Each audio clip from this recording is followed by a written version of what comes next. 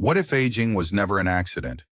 What if the body's slow decay was a deliberate engineering decision made long ago? What if someone designed the human body with a built-in expiration date, installed a reset mechanism, and then locked it shut? A 800-year-old clay tablet in a Berlin museum basement, misfiled for 70 years, may describe the entire human biological system component by component. This is the story of VAT 12,784, a Mesopotamian tablet that was not medicine and not mythology.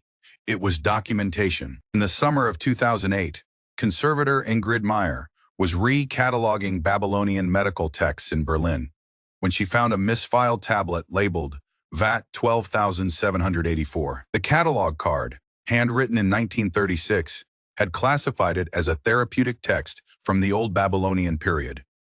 The classification was entirely wrong. The tablet's cuneiform was denser than any pharmaceutical text in the collection, arranged in 4 columns rather than the standard 2 used in medical inventories. Dr. Stefan Eichler, the museum's senior Assyriologist, examined the tablet.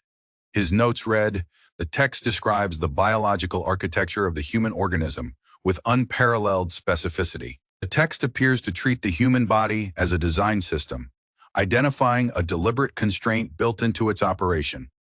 Eichler requested extended access. Eichler spent 14 months on the tablet.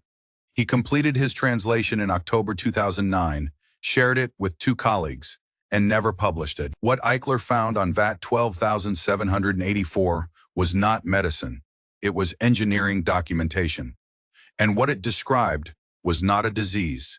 It was a feature. The tablet opens with a technical framework describing the human worker built from 2 distinct components, designed by the Anunnaki. The first component, Shag-Ti, means the interior life, the animating force separating a living body from a dead one. The second component, Barnum-Tar, means the outer form with a built-in expiration, a designed limit, not a flaw. The tablet is explicit. The Lu was not designed to last. The degradation was a parameter. The scribe used the Sumerian word for divine specification. The human lifespan was specified the way a building is specified: load-bearing capacity, material limits, and intended duration of service. The second column describes Sinigshid, the counting thread, something inside every cell at the edge of the body's fundamental living units. Every time the cell divides to make a copy, the counting thread becomes shorter by a measured segment, by design, not by damage. When the thread reaches a critical minimum length, the cell stops dividing. When enough cells stop dividing, the outer form begins to fail. Skin loosens, bone thins, the organs that clean the blood slow down, the eyes cloud.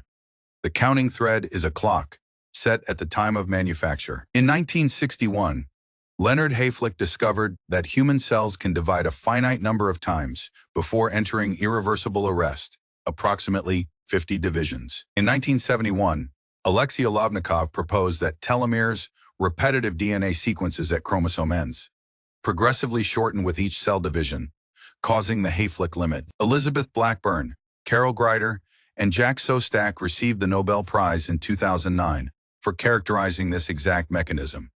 The Sumerians described it 3,800 years earlier. They had no microscopes and no cell culture, yet the Sumerian tradition told them the body had a counting mechanism installed on purpose. The third column introduces dual sugar, the cover that silences, a second degradation layer that mutes the body's instructions without destroying them. The instructions remain beneath the silencing cover like a tablet wrapped in clay, the signs still present but inaccessible to anyone trying to read them. In 2011, Steve Horvath at UCLA developed the epigenetic clock, measuring biological age through DNA methylation patterns that silence genes as we age. Methylation is a chemical modification sitting on top of DNA that silences genes associated with repair, immune function, and regenerative capacity. The genes are not deleted, they are covered. Horvath's clock can determine a person's biological age to within 3.6 years by reading the methylation pattern alone. The structural correspondence to the ancient tablet is exact. The fourth column describes the switch, Nam Shub Ama, the mother command, a reset function installed by the Anunnaki and then locked inside every human cell. The text states the mother command, when activated, returns the seed to its original state. The counting thread extends, the silencing cover lifts, the cell divides as though it were new. The Anunnaki locked the reset using K-Kesh Day, meaning mouth-bound shut. The capability exists in every human body. It was never removed. It was sealed. The tablet describes the sealing not as punishment, but as containment. A tool that maintains itself indefinitely eventually stops being a tool. In 2006, Shinya Yamanaka demonstrated that 4 transcription factors could reprogram adult cells back to a pluripotent embryonic state, resetting telomeres and lifting epigenetic silencing. Cells that had already specialized, aged, and shortened their telomeres were reset to an embryonic condition. The cell behaved as though it were new. Yamanaka received the Nobel Prize in 2012. The mother command, dormant within the body's own instructions, activated by a specific signal, had been found. In 2016, the Salk Institute demonstrated partial cellular reprogramming in living mice, reversing age, related markers, and extending lifespan by 30%. The reset works. It exists in the genome. It has always existed in the genome, and a Sumerian scribe wrote that the Anunnaki put it there, then locked it. The Epic of Gilgamesh, the oldest narrative in human literature, is built entirely around this lock. Gilgamesh watches Enkidu die and becomes consumed with understanding why the body fails. He crosses the waters of death. He finds Utnapishtim, the one human granted Namtil, enduring life, and learns of a plant at the bottom of the sea that restores youth. Gilgamesh retrieves the plant. A serpent takes it while he sleeps. He returns to Uruk with nothing. The oldest story ever written is about a man who found the switch and had it taken from him. The reset function present in the genome was inaccessible without technology that did not exist until 2006. The parallel is structural, not metaphorical. Gilgamesh found the mechanism. The tablet's final passage states the mother command was not locked for all biological forms. The serpent sheds its form and is made new because the seal was never placed on its kind. In 1996, researchers identified Turritopsis dohrnii, a jellyfish capable of reverting from its adult form to its juvenile state through biological reset. It does not age. It cycles. Planarian flatworms maintain telomere length indefinitely. Hydras show no measurable senescence. Certain tortoises and rockfish show negligible aging over centuries. The biological reset exists in nature. It was never removed from these organisms. In humans, it is present, but inactive, exactly as the tablet describes. VAT 12784 has been in the Vorderasiatisches Museum since 1936.